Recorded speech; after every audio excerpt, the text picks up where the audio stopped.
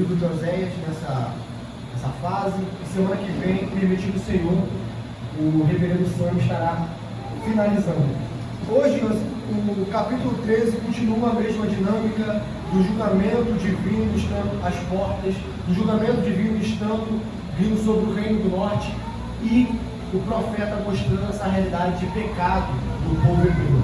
E nós vamos ver que como essa dinâmica persiste, que mesmo Deus vindo e julgando o seu povo, mesmo o Senhor vindo e mostrando as acusações contra o seu povo, ainda assim raia esperança, mesmo no momento em que Deus está falando que virá julgar a nação de Israel, o reino do norte mais especificamente. É por isso que o sermão de hoje nós intitulamos como Deus julga o seu povo. Deus julga o seu povo. No capítulo 14 nós vamos ver, como algumas Bíblias já trazem, as promessas, promessas de perdão, que Deus é tão bondoso, tão maravilhoso, que Ele não deixa o povo ir para o exílio, pensando somente nos seus pecados, somente nas suas transgressões, mas também lembrando que tem uma promessa. Eles vão para o exílio, mas existe uma promessa ali. Isso é a promessa de que Deus vai vir e instalar o seu povo. Lembremos, Israel pecou. Deus é o marido que foi traído durante séculos e séculos e séculos. E mesmo ele sendo aquele marido que foi traído, ele vem recuperar a sua esposa adulta, a sua esposa que é uma prostituta, e essa esposa somos nós. Nós nos prostituímos no presente século. Nós somos essa mulher adulta. A gente não pode olhar o livro de Oséias e falar, é só o povo hebreu. Porque se nos olhar com o olhar de Deus, que é santo, que é justo, todos nós estaríamos com o mesmo tipo de prostituta, sem Cristo. Sem Cristo. Esse texto é para nós, meus irmãos. O livro de Oséias é para nós. Amém, meus irmãos? Vamos ler então Oséias, capítulo 13, vamos ler do 1 até o 16, que o capítulo que nós vamos meditar essa noite. Diz assim a palavra de Deus: quando falava Efraim, havia tremor, foi exaltado em Israel, mas ele se fez culpado no tocante a Baal e morreu. Agora pecam mais e mais, e da sua prata fazem imagens de fundição, indo segundo o seu conceito, todos obras de artífices, e dizem: sacrificai a eles. Homens até beijam bezerros. Por isso serão como nuvem de manhã, como orvalho que cedo passa, como palha que se lançada da eira, e como fumaça que sai por uma janela. Todavia, eu sou o Senhor teu Deus, desde a terra do Egito, portanto, não conhecerás outro Deus além de mim. Não há Salvador, senão eu. Eu te conheci no deserto, em terra muito seca. Quando tinham pasto, eles se fartaram, e uma vez fartos, ensoberbeceu-se-lhes o coração. Por isso, se esqueceram de mim. Sou, pois, para eles como leão, como leopardo, espreito no caminho, como ursa roubada de seus filhos. Eu os atacarei, eu os romperei, e em voltura do coração, e como leão, ali os devorarei, as feras do campo os despedaçarão. A tua ruína, ó Israel, vem de ti, e só de mim o teu socorro. Onde está agora o teu rei, para que te salve em todas as tuas cidades? E os teus juízes, dos quais disseste: dá-me rei e príncipe. Dei-te o rei na minha ira, e tu tirei no meu furor. As iniquidades de Efraim estão atadas juntas, o seu pecado está armazenado. Dores de parturiente lhe virão. Ele é filho insensato, porque é tempo e não sai a luz ao abrir-se da manhã. Eu os remirei do poder do inferno, eu os resgatarei da morte. Onde está a morte? As tuas pragas? Onde está o inferno? A tua destruição? Meus olhos não veem arrependimento. Ainda que ele viceje entre os irmãos, virá o vento leste, vento do Senhor, subindo do deserto, e secará a sua nascente, e estancará a sua fonte. Ele saqueará o tesouro de todas as coisas preciosas. Samaria levará sobre si a sua culpa, porque se rebelou contra o seu Deus. Cairá a espada, seus filhos serão despedaçados, e as suas mulheres grávidas serão abertas pelo rio. É o horror que tem em Oséias capítulo 3. Oséias já termina mostrando a crueldade do julgamento que viria por mão dos assírios. Mas vamos voltar e ver aos poucos. Quando a palavra de Deus começa, quando falava a Efraim, a gente pode achar que continua aquela figura de Efraim se referindo a todo Israel, como o profeta vem fazendo. Quando ele fala Efraim, está se referindo a todo Israel, como é no capítulo 12. Efraim apacenta o vento, persegue o vento, leste todo dia, multiplica mentiras e destruição, e faz aliança com a Síria. Por quê? Aqui Efraim, ele se concentra mais na tribo mesmo. E por que Efraim pega esse protagonismo no reino de Israel? E por que o Senhor fala quando Efraim falava, havia tremor, foi exaltado em Israel? Por que ele fala isso? E por que aqui especificamente ele está separando Efraim e Israel, enquanto em muitos outros capítulos são termos intercambiados? Porque primeiro, meus irmãos, quem é Efraim? Por que o Senhor diz que Efraim foi exaltado? E por que o Senhor diz que havia tremor? Por que, meus irmãos, Efraim foi exaltado? Pois ele não era nem mesmo filho de Jacó. Se vamos lembrar bem, Efraim é filho de José, a tribo de Efraim. A tribo de Efraim, se nós formos levar a lógica de os filhos de Israel serem as 12 tribos, Efraim nem existiria como tribo organizada, como aquela que recebe território. Efraim não existiria, porque seria a tribo de José. Seria a tribo de José. Mas o que Deus faz? Vamos recapitular. Deus pega a tribo de Levi, coloca a tribo de Levi para o seu sacerdócio. Então fica apenas 10 tribos. Então ele pega a tribo de José e divide em dois, Manassés e Efraim. Contudo, qual a tribo deveria ser superior a outra? A tribo de Manassés. Por quê? Porque Manassés é o primogênito. Mas lá na bênção que Jacó vai dar aos filhos de José, ele dá a bênção da primogenitura para Efraim. É por isso que o Senhor está falando que Efraim foi exaltado. Por quê? Porque ele não era nem para estar entre as tribos, ele não era nem para ser exaltado assim como o seu irmão Manassés. E ele continua dizendo que Efraim, quando falava, havia tremor, porque quando Jeroboão se dividiu do reino do sul, que é a descendência de Davi, Jeroboão é um efraimita. Jeroboão é da tribo de Efraim. Então Jeroboão, quando ele falava, Jeroboão I e outros reis de Efraim, havia tremor. E Efraim também é uma tribo que era muito numerosa e que tinha, como podemos dizer, era honrada pelo seu semelhante, pela tribo de Israel. É por isso que o Senhor diz, quando falava Efraim, quando falava a tribo de Efraim, havia tremor, por esse motivo. E por esse motivo ele fala que essa tribo foi exaltada, porque ela não era nem mesmo para ser tribo. Ela era para ser como os outros filhos dos filhos de Jacó. Afinal de contas, como dissemos, Efraim é neto de Jacó. Efraim é neto de Jacó. Mas ele recebeu essa honra. E assim como nós estamos vendo durante todo o livro de Israel, assim como o reino do norte, assim como Israel pegou todas as bênçãos divinas e converteu-as em maldição, porque ao invés de render glórias e honras a Deus, o que eles fizeram? Se dobraram a palavra. Efraim segue o mesmo caminho. Como o irmão Vinícius expôs, no primeiro capítulo de Oséias, Jeroboão I se divide do reino do sul. As 10 tribos acompanham Jeroboão I. E o que Jeroboão I faz? Ele institui um novo culto. Ele institui um culto que não precisa de ir ao templo de Salomão, que era o lugar instituído para a verdadeira adoração. E ele coloca tudo no reino do norte. E isso vai, além de outras questões históricas, vai remontar lá entre a disputa entre samaritanos e judeus, né? Além de várias outras coisas, como por exemplo, a Assíria leva para fora esse reino do norte e gentios são colocados na terra de Samaria. É por isso que na época de Jesus Cristo vai ter os samaritanos como um tipo de judeu abaixo. Por esse motivo. Porque os samaritanos têm um culto misto e também um judaísmo miscigenado.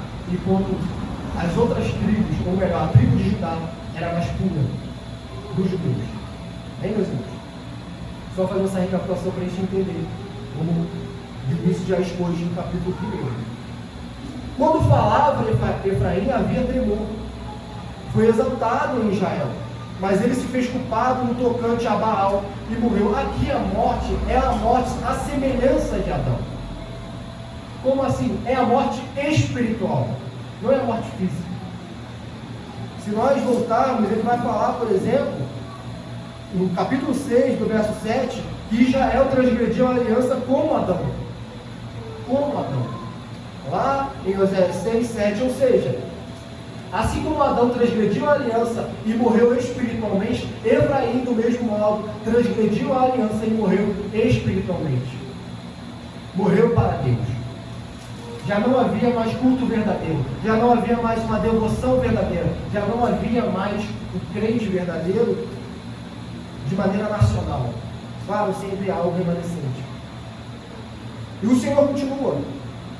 Agora, ou seja, mortos, a gente pode dizer, agora, mortos em seus delitos e pecados, agora pecam mais e mais, e da sua prata fazem imagens de fundição, ídolos segundo o seu conceito, todos artífices, e dizem, sacrificai a eles, homens até beijam os bezerros. Aqui o profeta está mostrando a ironia, porque Deus tinha dado a prata para Efraim, para o reino do norte, para que servia para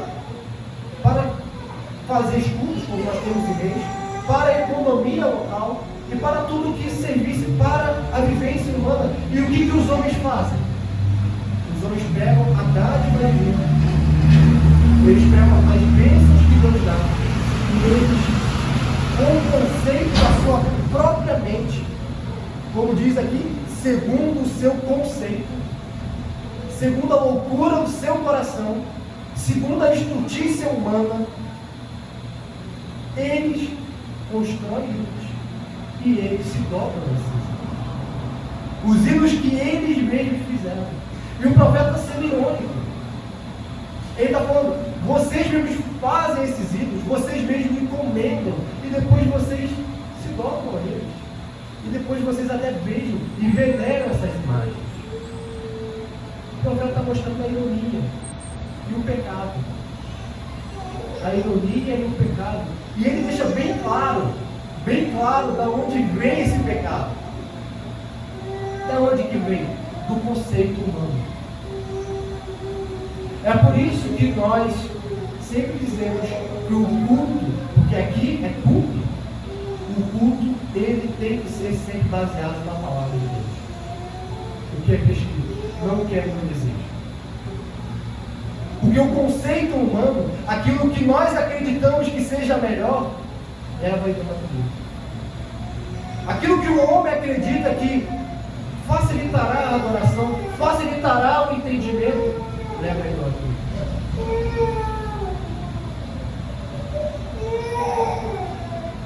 E qual é o resultado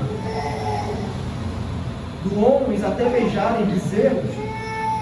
Ele diz que isso é a justificativa deles serem transitórios. É por isso, Efraim, que vocês são transitórios. Vocês são transitórios porque vocês beijam bezerros, porque vocês largaram o Deus único e verdadeiro por Deus. E como que ele aplica essa transitoriedade? Esse beijar que passa logo, esse passar que não perdura. Ele mostra figuras: nuvem da manhã, orvalho que cedo passa, palha que se lança da eira e com fumaça que sai por uma janela. Todos essas são figuras que demonstram a transitoriedade de Efraim e de Israel. E o Senhor vem e diz, todavia, por quê? Aqui o Senhor está mostrando o contraste. Vocês foram exaltados, eu os exaltei, eu os fiz governar sobre Israel, eu dei prata a Israel, vocês fizeram bezerro de ouro. Agora vocês são transitórios, todavia eu Ele diz: eu sou o Senhor teu Deus, desde a terra do Egito. E isso deveria ecoar daqueles ouvintes de Oséias algo fundamental. Por quê? Porque quando Jeroboão I deixa o culto a Deus, o que Jeroboão I faz? Ele constrói um bezerro, ele faz um bezerro e ele fala: este é o seu Deus, Israel, que te tirou da servidão. Ele diz que um bezerro criado por suas mãos, ou melhor, pelas mãos daquele que ele encomendou, pelas mãos dos artífices, foi responsável por tirar Israel da servidão. E Deus está mostrando que não foi o bezerro de Jeroboão, não foi Baal que tirou o povo da servidão. Quem tirou o povo da servidão foi ele. Eu sou o Senhor teu Deus, desde a terra do Egito. Não foi o bezerro que Arão fez para satisfazer os seus caprichos, para satisfazer o que vocês queriam, para que vocês tivessem um Deus que vocês quisessem ver. Porque idolatria é isso, meus irmãos. Idolatria é a necessidade humana de querer ver Deus. Quando a fé é ver Deus por olhos espirituais enquanto estamos nessa terra. É por isso que nós não construímos imagem de Cristo. É por isso que a quebra do segundo mandamento tem uma estátua de Jesus, fazer um quadro de Jesus. É por isso. Porque é uma necessidade humana fazer imagens e ter Deus sendo visivelmente contemplado e venerado. E o profeta está mostrando, o Senhor está mostrando: vocês nunca fizeram imagem minha. Vocês nunca contemplaram a minha face. E o israelita deveria lembrar, nem mesmo Moisés, sendo mais santo que todos vocês, pôde contemplar a minha face. Nem Moisés conseguiu ver a mim. Quem são vocês para ver o grande eu sou? Eu tirei vocês da casa da servidão e vocês não viram a minha face. Vocês se dobraram a bezerros, segundo o conceito humano de vocês, e é por isso que vocês são transitórios. Não façam imagens minhas, não façam imagem da Santíssima Trindade, de nenhuma pessoa. Nós podemos trazer para os dias de hoje. Todavia eu sou o Senhor teu Deus. Portanto, aqui a gente pode dizer que seria o prólogo dos 10 mandamentos. Aqui é uma síntese do prólogo. E aqui é o primeiro mandamento. Portanto, qual é o primeiro mandamento? Não terás outros deuses diante de mim. É o primeiro mandamento do Senhor. Mas olha o que o Senhor diz: portanto, não conhecerás. Portanto, não conhecerás outro Deus além de mim. É isso que o Senhor está dizendo. O Senhor está dizendo aqui que o que está acontecendo? Israel estava buscando conhecimento de outras divindades. Israel estava buscando culto a Baal, os sacerdotes de Baal. E Deus está dizendo: não conhecerás outro Deus além de mim, porque Ele é o único e verdadeiro Deus. Ele é o único Deus, e não somente isso, meus irmãos. O conhecimento de Deus é tão importante porque Ele não somente é o único e verdadeiro Deus, mas Ele é um Deus que se revela. Se Deus não quisesse que as mentes humanas não ficassem ocupadas sobre quem Ele é, Ele jamais teria se revelado. Se Ele se revela para o povo, é para que o povo o conheça e prossiga em conhecer cada dia mais e mais. É por isso que Deus, voltamos agora à tribo de Levi. Ele separou uma tribo exclusiva para o sacerdócio, para explicar a lei do seu povo, para que o seu povo pudesse conhecê-lo,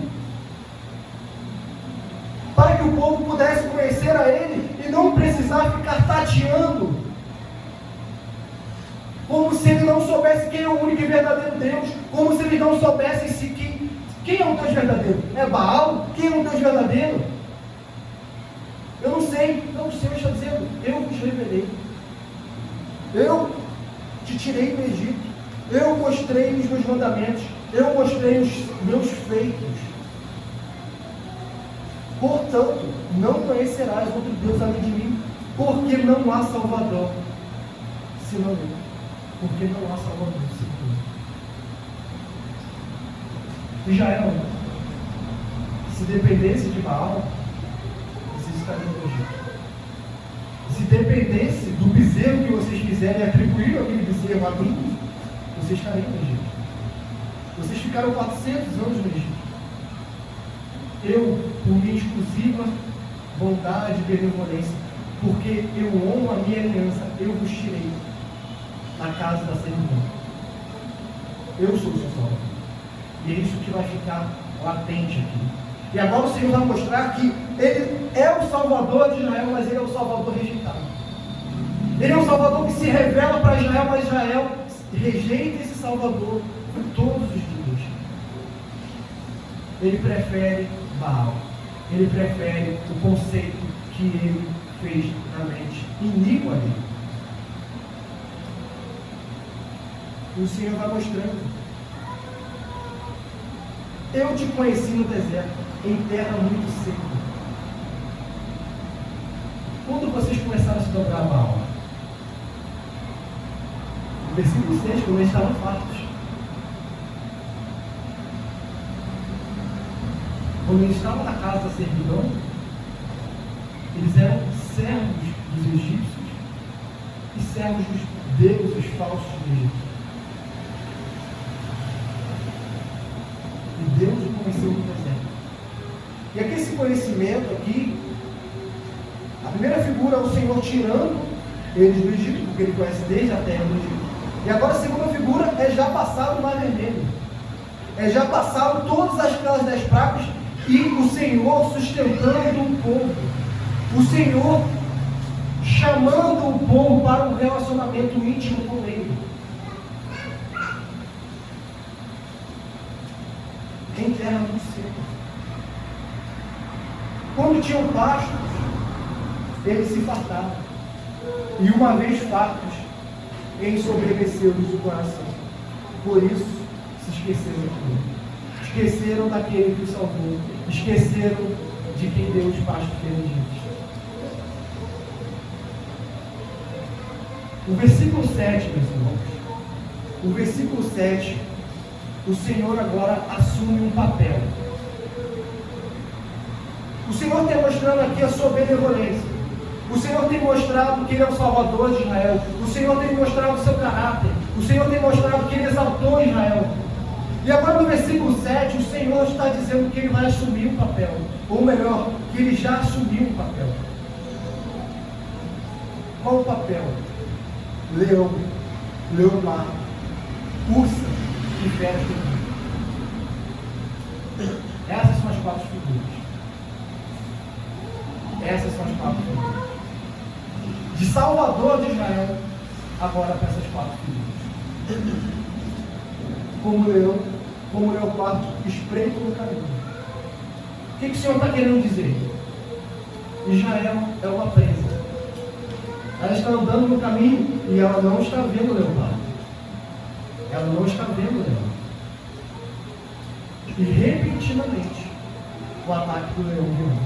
Repentinamente, o ataque do leopardo virá. Israel está caminhando com Baal, com os falsos deuses, esquecendo-se do seu Senhor. Mas o Senhor virá repentinamente e os atacará. Como ursa roubada de seus filhos, eu os atacarei e lhes romperei a envoltura do coração. Aqui a gente poderia dizer que a envoltura do coração, Deus está trabalhando o coração de dura cerviz, e que Deus iria tirar esse coração de dura cerviz. Mas a figura do profeta, por mais que a gente possa fazer alusão a isso, a figura do profeta é muito mais terrível. Porque Deus assumiu esses papéis de ursa, de leão, de leopardo e de feras de campo. Então qual é o papel aqui que Deus está, ou qual é a ilustração que Deus está querendo mostrar? Deus está querendo mostrar um cadáver aberto em que o coração está sendo tirado. E o cadáver é Israel. Quem já teve a oportunidade de ver documentário, alguma coisa assim, de uma presa na boca de uma ursa, na boca de um leão, na boca de um leopardo, sabe a figura terrível que é. E nós, dificilmente aqui, nós já vimos essa figura com seres humanos. Realmente, podemos ter visto em filmes, mas a figura de seres humanos sendo dilacerados todos os dias. Essa é a figura que o Senhor está mostrando para a gente. Ele era fera no campo. Ele era a temível fera no campo. E o israelita deveria se imaginar como aquele cadáver. Aquele cadáver que está sendo dilacerado pelas feras do campo. E a igreja, para quem entenda que está na mesma condição de Israel, sem a graça de Deus, sem Cristo Jesus, quando olha para essa figura, ela tem que sim, tem que se colocar nessa condição. Que Deus, assumindo esse papel, estaria dilacerando a nós. Era para sermos nós ali. Era para nós estarmos sendo dilacerados. Era para ser o nosso cadáver. Porque a culpa de Israel é a culpa nossa. Ou senão nós não precisamos de Cristo.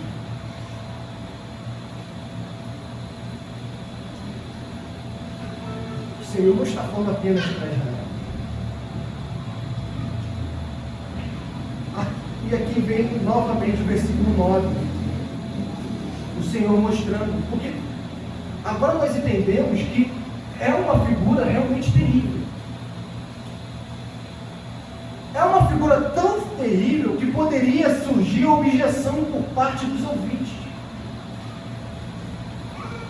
Poderia surgir a objeção de que, Senhor, como tu podes assumir esse papel? Senhor, como tu podes dilacerar o teu povo? Senhor, como tu podes me transformar num cadáver e abrir a mim de maneira tão cruel? E o Senhor, no versículo 9, ele fala: a tua ruína, ó Israel, vem de ti.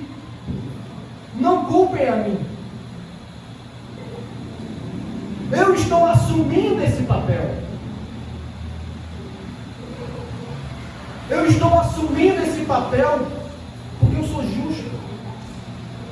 Mas eu já vos tinha advertido sobre bênçãos e maldição.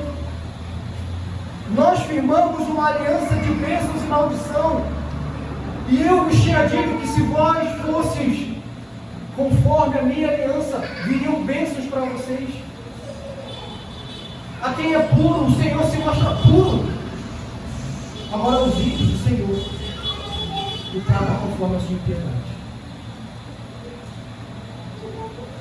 Então o israelita não poderia dizer: Senhor, como o Senhor pode? Não. A tua ruína vem só de ti. A culpa é exclusivamente sua. E só de mim. E só de mim. O teu futuro. E aqui Deus ainda coloca a esperança de que, olha, o socorro ainda está presente. Basta nós nos arrependermos. Basta o arrependimento. O Senhor não está falando que não socorrerá mais. Mas nós estamos vendo durante todo o livro do profeta Oséias, o Senhor vindo e tentando fazer com que o povo não pecasse mais, e o povo se recusando a ouvir a voz do Senhor. E Deus se mostrando um pai benigno, um marido amoroso, chamando a sua esposa de volta à fidelidade pactual, e a esposa volta a manchar o leito conjugal. E o Senhor a perdoa, e o Senhor diz: eu perdoarei. O que a esposa faz? Ela volta novamente à iniquidade, ela volta novamente a Baal, ela volta novamente à força do seu braço, ela volta ao Egito, ela volta à Síria. E o Senhor se mostra benevolente, mas existe a medida da iniquidade, existe um momento em que o julgamento virá, existe um momento em que Israel se fará a sua ruína. Israel vai ter que pagar todas as transgressões da aliança, todas as quebras dos mandamentos. O Senhor é justo. O Senhor é justo. Onde está agora agora que eu assumirei esse papel, porque agora que eu já não sou mais nesse momento específico, nesse momento em que eu virei para julgar vocês, agora nesse papel eu não serei o salvador de vocês, eu serei o carrasco. Eu fui o salvador de vocês e vocês atribuíram a salvação a Baal. Tudo bem, agora eu vou assumir o papel de carrasco e vou julgar vocês. Agora onde está Baal? Onde está agora o teu rei? Versículo 10, onde está agora o teu rei para que te salve em todas as tuas cidades? O rei de vocês não tinha se gloriado de ter feito cidades fortificadas, cidades que não seriam abaladas, cidades que eram completamente capazes de resistir a qualquer ataque estrangeiro? O rei de vocês não tinha se gloriado nisso? Tudo bem, agora eu serei um carrasco e eu vou vir contra a cidade de vocês. Onde está o vosso rei? Vocês decidiram confiar no rei que adora a Baal? Onde está? A tua ruína vem só de vocês, irmão. Se vocês tivessem confiado em mim, poderia ter vindo a Síria, poderia ter vindo a Egito, poderia ter vindo a Babilônia, poderia ter vindo qualquer império. O Senhor manteria Israel intacto. Quando o Senhor mostra o seu poder, quando um anjo protege Judá de Senaqueribe e mata mais de 100 mil soldados, porque Ele é o Deus que salva o seu povo. Mas para isso Judá se arrependeu. Mas para isso Judá, o reino do sul, pediu socorro a Deus. O reino do norte não fez isso. É por isso que Judá vai ser julgado depois. É por isso que o juízo vem primeiro no reino do norte. Judá está se corrompendo, mas ainda há, vez ou outra, um remanescente. Vez ou outra nós temos os Josias. Vez ou outra nós temos monarcas que buscam o verdadeiro culto a Deus, até chegar na Manassés. Quando chega, ele converte tudo em piedade. E o Senhor mostra o seu julgamento. Mas Judá experimentou isso. Quando Judá buscou o conforto de Deus, quando Judá buscou a salvação em Deus, Deus matou mais de 100 mil homens que queriam invadir Jerusalém. Então não venha dizer, ó reino do norte, que a culpa é minha. A culpa é de vocês. Já que vocês confiaram no rei. Pois bem, protejam o vosso rei. Ele continua, e os teus juízes, dos quais eles confiaram nos reis, e dos juízes, dos quais disseste, dá-me reis e príncipes. Cadê Deus sendo considerado? Cadê o Senhor sendo considerado? E o Senhor mostra, no versículo 11, deite um rei na minha ira, e tu tirei do meu filho. Claro, nós podemos pensar em Saul, mas essa não é a figura imediata. Podemos aplicar sim, porque Saul também foi um rei que foi colocado como forma de julgamento de Deus, porque Israel tinha recusado Deus como rei. Mas essa não é a figura, não José. Por quê? Porque Saul é reino unido, é o reino de Judá, de Israel. São as 12 tribos. O profeta aqui está acusando a tribo do norte. Reino dividido. Boris roubam. Ou seja, quem é esse rei imediato e depois a sucessão de reis? É a partir de Jeroboão. Por que, meus irmãos? Primeiro, Jeroboão I foi colocado como rei por causa da iniquidade de Salomão. Salomão se doutrou a falsos deuses. E por causa da estupidez e iniquidade de Roboão, que queria continuar com altíssimos tributos sobre toda a tribo. Resumidamente, recapitulando. E a tribo se divide. E Deus dá Roboão. Mas ele dá na ira. E o que Roboão faz? Na primeira oportunidade, ele perverte todo o reino do norte, todo Israel, para pecar contra Deus.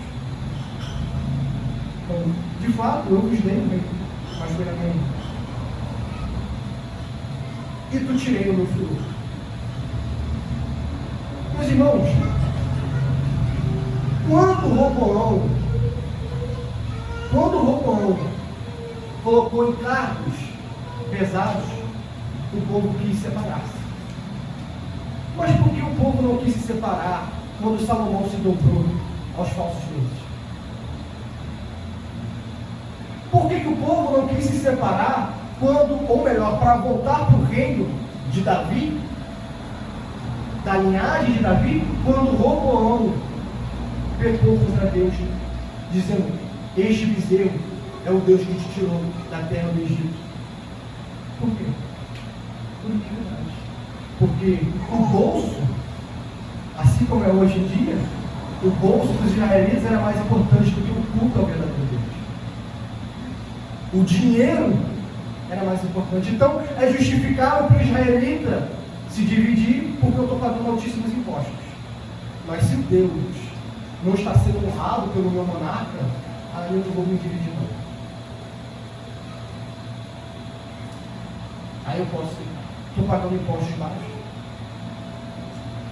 E aonde está sendo Deus considerado?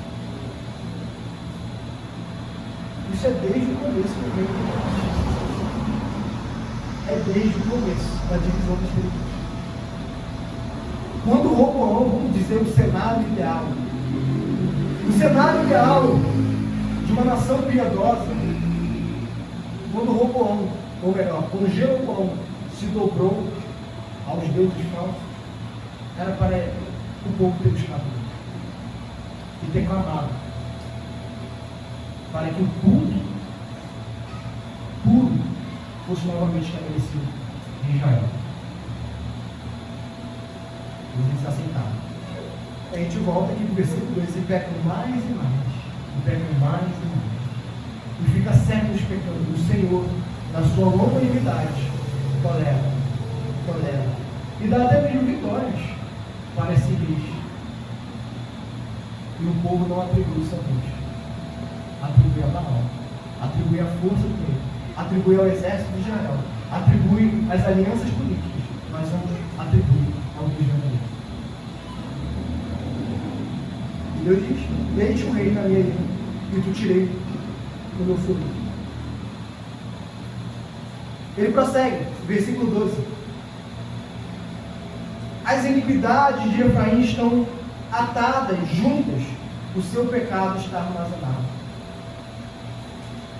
Isso aqui é muito importante, porque a gente entende o que é pecar contra o Deus Santo sem o sacrifício de Cristo. Sem Cristo redimir-nos. Deus está dizendo que todos esses pecados nós estamos falando de séculos. Nós estamos falando de séculos aqui. De vários monarcas, de várias gerações. E Deus diz: as iniquidades de Efraim estão atadas juntas, o seu pecado está armazenado. Cada pecado, do pequeno ao grande, está armazenado. O povo poderia acreditar que, olha, se não veio juízo imediato, é porque Deus não se importa. É porque Deus esqueceu-se. Não. O Senhor estava armazenando os pecados dele. Armazenando para o dia da vingança, para o dia do juízo, para o dia do Senhor. Para derramar a sua ira sobre aquela nação. Para derramar a sua ira sobre aquela terra. E o povo estava achando que isso não ia acontecer. Por quê? Meus irmãos, Efraim era sincrético. O erro nosso é achar que Efraim tinha parado de fazer o sacrifício da manhã.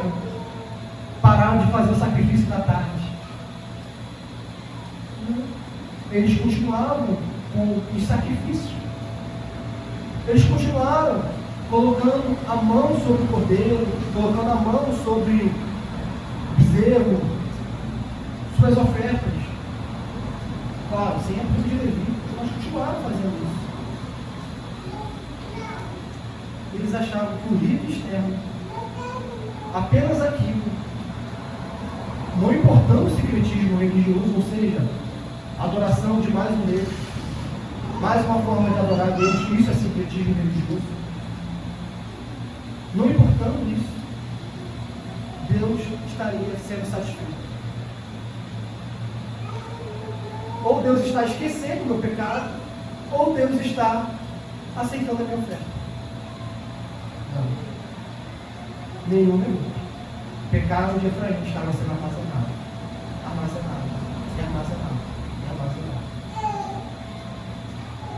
Enquanto estava sendo armazenado, Deus via com seus profetas: arrependam-se.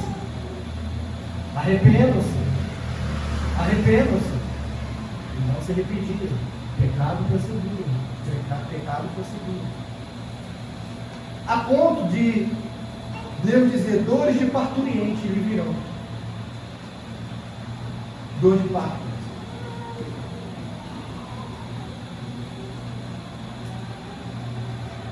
É diferente agora, a figura que Deus vai aplicar aqui é diferente daquela figura que é aplicada também em outra parte da Bíblia, que diz que as dores de partos já não são mais recordadas quando o menino nasce, quando o bebê nasce. Por quê? Porque a alegria da mãe com a criança supera todas as dores que ela tinha enfrentado. Deus fala que não.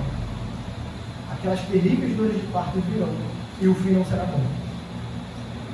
Não será bom. Porque ele diz que Efraim é filho insensato, porque é tempo e não sai à luz ao abrir-se da mata. Deus está chamando Efraim ao arrependimento. Deus está chamando Israel ao arrependimento, mas ele é filho insensato. Ele prefere continuar no seu estado. Ou seja, ele é como aquele bebê que está na barriga de sua mãe. E já chegou a hora, a mãe está fazendo forças para que esse bebê nasça. Mas o bebê se recusa a nascer. Ele quer continuar naquele estágio que já passou. Ele quer continuar ali. E o que virá sobre ele? A figura termina. A figura vai apenas até a insensatez do filho que não sai amado. Mas se nós seguirmos a figura até os finalmente, o bebê morre. E dependendo de como ficar, se o bebê ficar na barriga da mãe, o estado de putrefação vai matar a própria mãe do bebê. É essa figura que Deus está mostrando. O julgamento não virá para algo bom imediato. Ninguém vai se alegrar no dia do Senhor, no dia do julgamento do Senhor contra Israel. Haverá pelo choro, dores e morte. Mas olha o raiar da esperança, porque Deus, Ele nem ao menos fala de morte no versículo 12, versículo 13, mas Ele já vai para o versículo 14. Não importa se o bebê vai morrer, ou se a mãe vai morrer, a figura é deixada de lado. E Ele fala: eu os remirei do poder do inferno e os resgatarei da morte. Ele está dizendo que, ainda que Efraim seja um filho insensato, ainda que Efraim seja aquele bebê que vai morrer na barriga de sua mãe, o Senhor remirá do inferno e os resgatará da morte. Por quê? Porque, meus irmãos, Deus está mostrando a sua soberania a todos os estágios. Deus não jogou Efraim e Israel para o exílio assírio, e agora ele já não tem mais controle sobre o inferno, agora ele não tem mais controle sobre a morte, agora Efraim e Israel está sobre o jugo, ou melhor, sobre a servidão de outro senhor, aqui, a morte. Não, a morte é subjugada por Deus. E aqui nós vamos ver na aplicação que isso é uma figura que vai ser plenamente mostrada e revelada em Cristo Jesus, como nós vamos ver em 1 Coríntios 15, 55.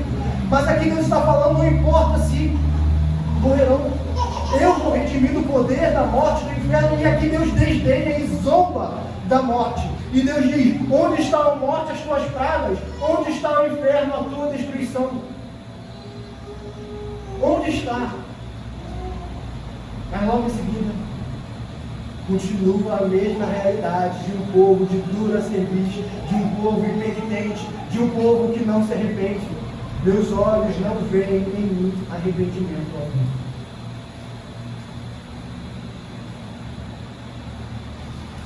Mesmo o povo, vendo que Deus tem poder até mesmo sobre a morte, ainda assim eles não se mostram com seus amores.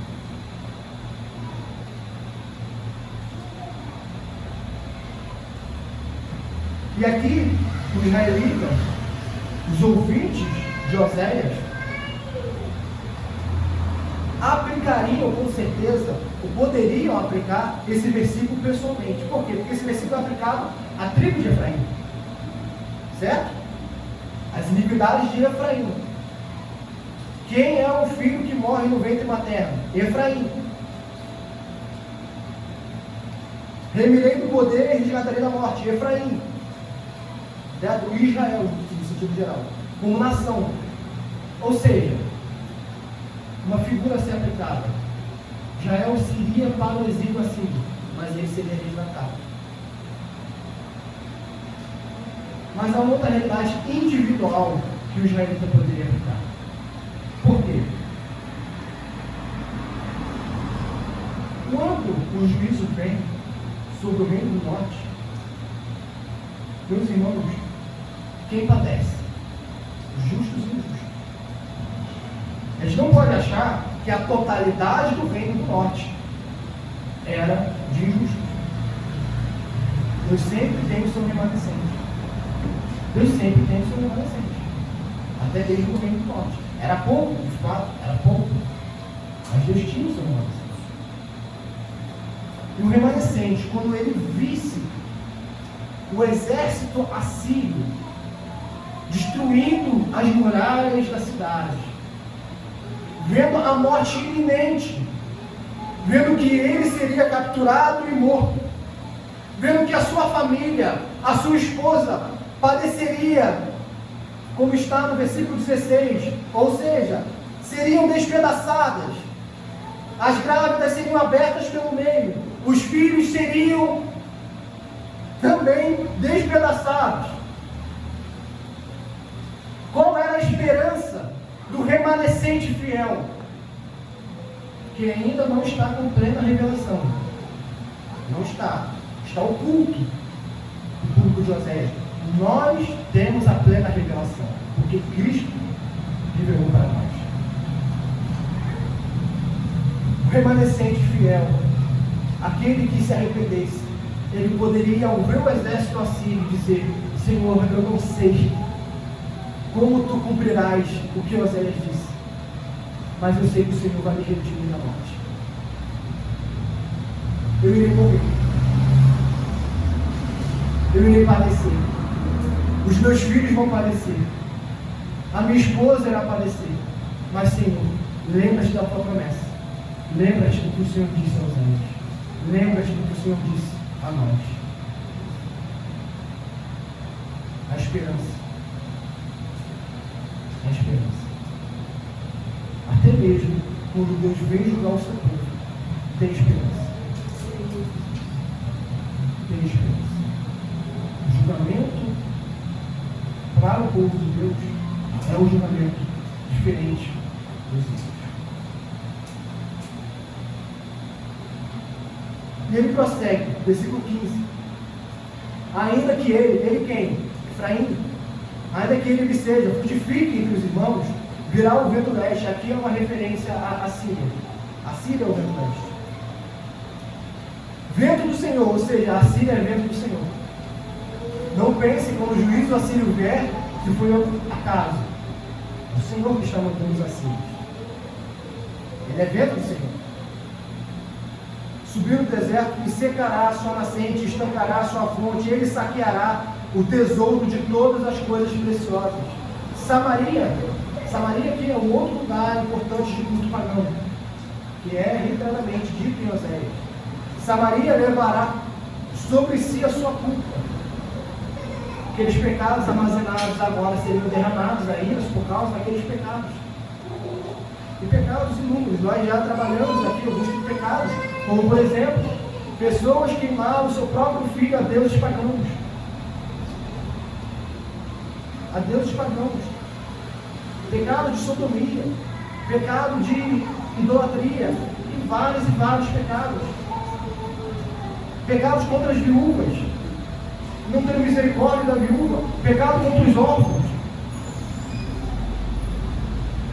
Esses pecados estavam sendo armazenados. Pecados contra o Deus Santo. Samaria levará sobre si a sua culpa, porque se rebelou contra o seu Deus. Cairá a espada. É aquilo que nós falamos. Seus filhos serão despedaçados, e as suas mulheres grávidas serão abertas pelo meio. Ai do terrível dia do Senhor. Não é dia bom. Irmãos, quais são as aplicações que nós podemos tirar desse texto?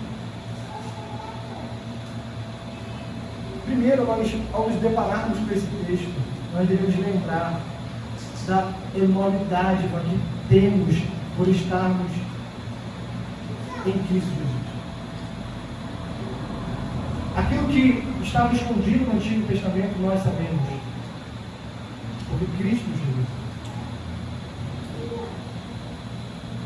Cristo Jesus.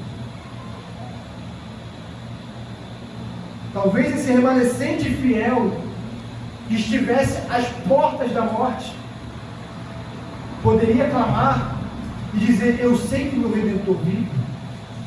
Nós não apenas sabemos que o nosso Redentor vive, nós sabemos quem Ele é.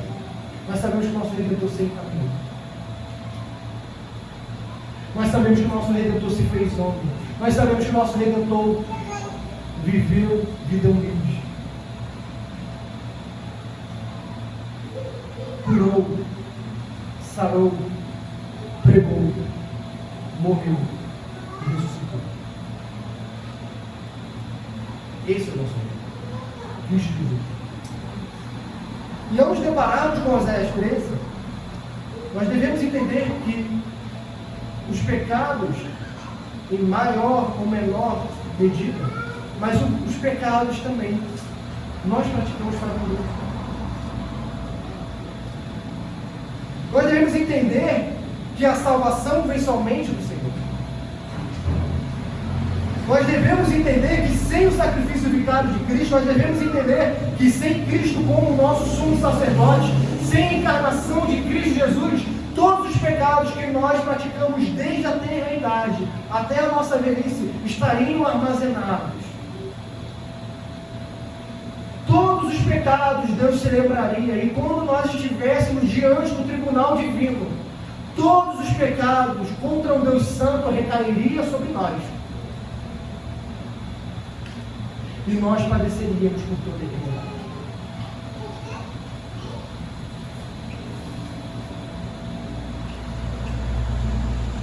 Nós devemos nos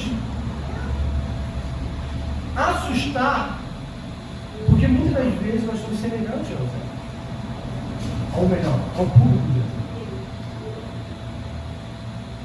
Assim como o público de Oséias fazia os ritos externos, de manhã e de tarde, assim nós também fazemos. O público de Oséias, muitas das vezes, louvava a Deus com os lábios, mas o coração estava embarrado. Deus não quer saber se nós abaixamos as nossas cabeças aqui no momento de confissão de pecado.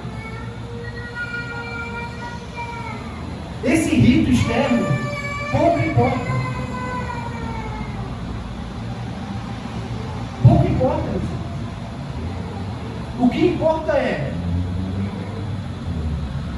nós confiamos que a nossa salvação vem única e exclusivamente do Senhor Jesus Cristo. Nós entendemos que sem Cristo Jesus nós estaríamos como o público de Oséias. Ou nós achamos que apenas orar, sem confiar na mediação de Cristo, sem entregar-se ao sacrifício vicário de Cristo, sem isso, apenas a oração pela oração é suficiente. Já me faz bom, já me faz merecedor. Afinal de contas, eu não pego tanto assim. Meus irmãos, se nós não confiarmos em Cristo Jesus como nosso único Salvador, se nós não fizermos isso, as nossas iniquidades estarão juntas e atadas e armazenadas diante de Deus. Se nós acharmos que os ritos externos, que vir para a igreja, que vir para a reunião de oração, no nosso caso, como Congregação Presbiteriana Novo Mundo, irmos para o TPP, irmos para o encontro literário, irmos para todas as atividades da igreja, participar do ótimo café da manhã, fazer isso tudo já me faz um cristão integral. Mas e a pessoa mais importante da vida? Mas e a pessoa que deveria ser a força motriz de todas essas ações? E Cristo Jesus?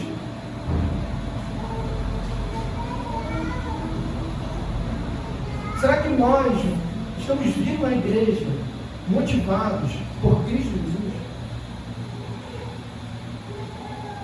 Ou será que nós apenas cantamos que a nossa fé vem somente do Senhor, a nossa fé está somente no Senhor? Mas amanhã a minha fé está na força do meu braço.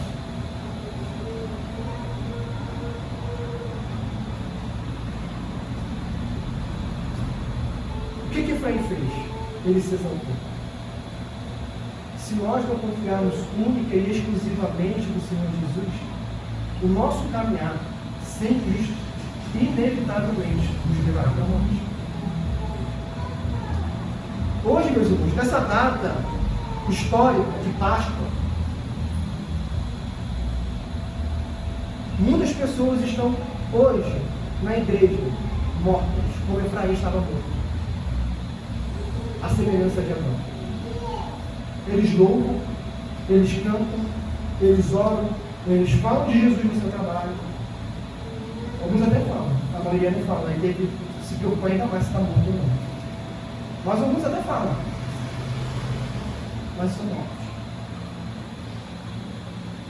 E a morte espiritual só preanuncia a morte física. E só preanuncia que todos os pecados estão armazenados no trono de Deus e cairá sobre ele.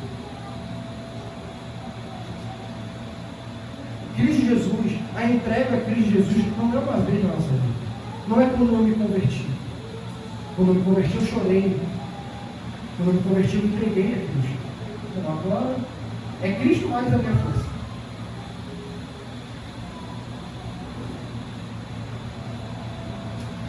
É somente Cristo. Ponto final.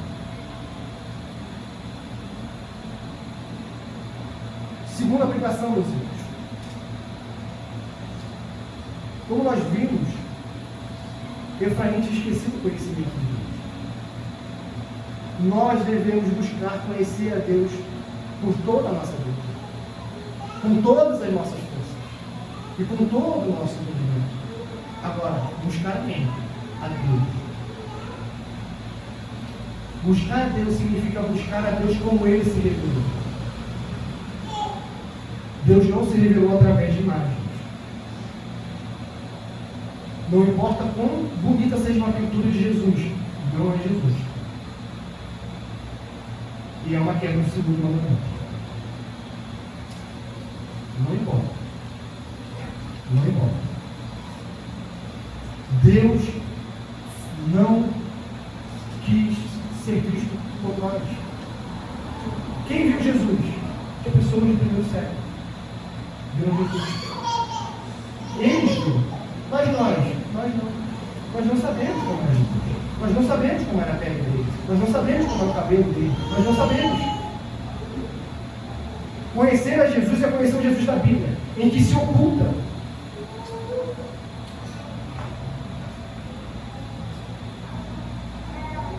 E isso nos faz bem-aventurados. Nós estamos estudando as bem-aventuranças com o pastor Fernando. Bem-aventurados aqueles que não viram, mas creram. A fé cristã tem uma oposição entre ver e crer. A nossa fé é o ouvir, e o ouvir a palavra de Cristo.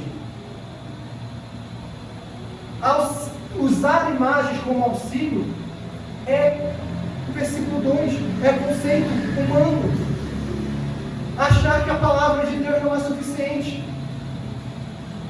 Achar que eu preciso de um auxílio visual. Não, se não tiver a imagem de Cristo, meu filho não vai entender. Ora, o povo de Israel, a geração de Josué, a geração de Davi, alguns deles entenderam. Por que nós não vamos entender? Nós somos mais sábios que Deus? É fácil nós acharmos que não temos o pecado do povo hebreu quando nós esquecemos da aplicação da lei para os nossos dias. Realmente, quando nós esquecemos que a lei é aplicável para os nossos dias, nós não temos o pecado. Eu não quebro o segundo mandamento, eu não faço isso. Eu não tenho bezerro de ouro na minha casa, eu não tenho estátua de Baal. Eu só uso auxílio visual para crer, para sentir uma emoção de ver Cristo sendo crucificado, de ver os chicotes. Eu choro, nossa, eu sou piedoso, eu choro quando eu vejo essa cena. É pecado. Fazer imagem do Senhor Jesus Cristo. Gente, nós temos hoje, para nós vermos, nós começamos o livro de Osés falando que nós somos muito semelhantes a Osés. A igreja brasileira, a igreja mundial, porque nós vemos livros e mais livros constatando a mesma coisa. Está no estado de pecado e mais pecado, pecado e mais pecado. Nós vemos mais e mais pecado. E nós hoje temos que falar o óbvio. Porque protestantes nunca na sua história fizeram imagem de Jesus Cristo. É o óbvio. Isso assusta. É o óbvio. Era o óbvio para Oséias falar que foi Deus que tirou o povo do Egito. Não foi bezerro. Era o óbvio. Mas o povo se esquece. E Deus precisa lembrar do seu povo do que Ele requer. A lei do Senhor ainda é válida para nós vermos como nós andamos. Não é para nós sermos salvos, não era nem para o povo hebreu serem salvos. Nós já vimos isso.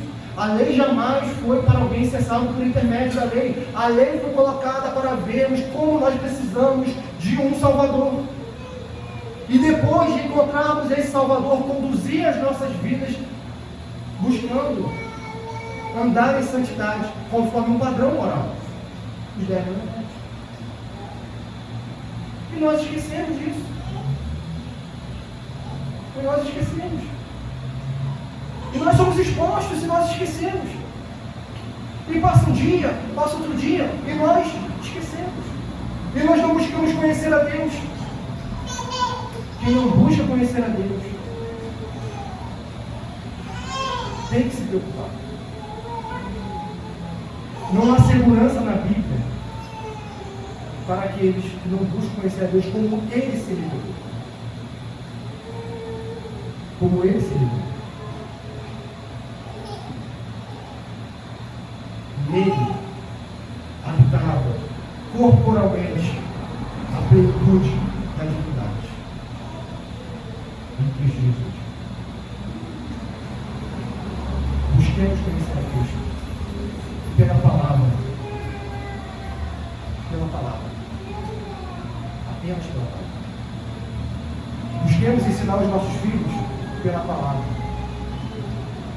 Sem quebrar o segundo mandamento.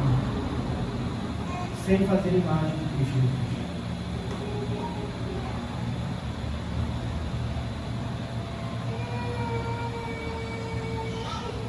Terceira aplicação, meus irmãos, para nós encerrarmos. Vamos para 1 Coríntios 15.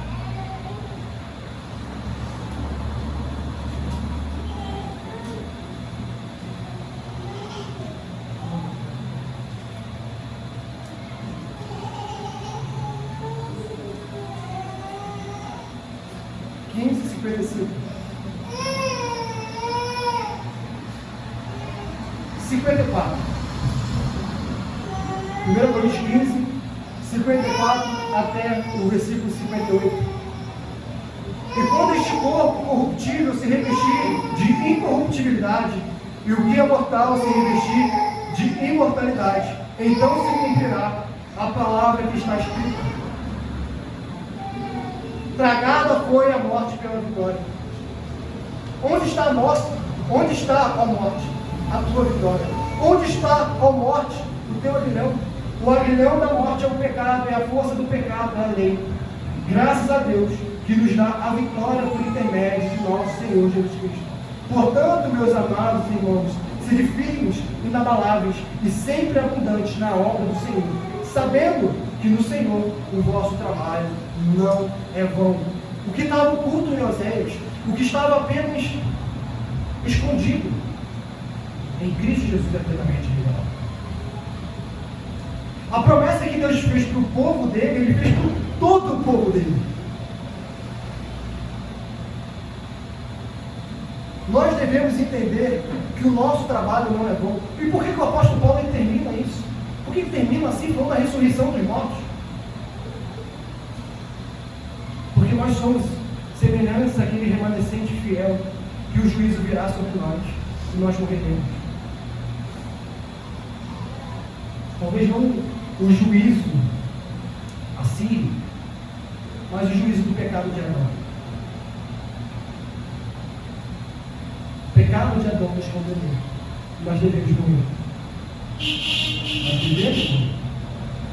O pecado de Adão, os nossos próprios pecados. Mas Cristo Jesus se fez homem, morreu, desceu a sepultura, e ao terceiro dia ressuscitou. Para quê? Para que assim como ele ressuscitou, nós também ressuscitássemos. Essa é a esperança do cristão. O trabalho não é vão quando a nossa vida é vivida com o prisma da ressurreição dos mortos.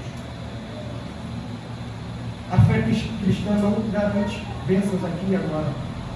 A fé cristã garante que nós vamos morrer, mas nós vamos ressuscitar. A fé cristã garante que podemos receber uma bala perdida. Podemos morrer por mão de inimigo. Podemos, meus irmãos, nós não estamos livres disso. Podemos morrer no desastre natural. Podemos. A fé cristã não garante isso. Deus não garante que a nossa morte será de ditosa velhice. Podemos morrer sim de uma doença terrível. Mas a nossa fé está de que Jesus venceu a morte. A nossa fé está de que nós ressuscitaremos com Ele. A nossa fé está em zombar da morte. Em dizer onde está a morte da tua vitória.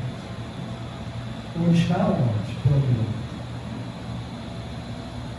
Isso acontecerá no dia de Cristo. Isso ainda não aconteceu pela morte. Por quê? Os mortos não ressuscitaram. Porque Cristo ainda não veio.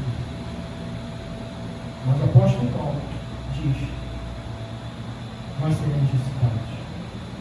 E se nós estivermos aqui quando Cristo voltar, os mortos serão ressuscitados e nós seremos transformados de corpo incorruptível. É essa a esperança da fé. Nós podemos não cair no julgamento de Adão. Mas nós já caímos no julgamento de Adão. Mas Cristo nos livrou do poder da morte. Amém? Então, que nós venhamos a meditar, que nós venhamos a entender que a nossa salvação vem só em Cristo. Os nossos pecados, sem Cristo, estão sendo acumulados. Precisamos nos arrepender essa noite, agora.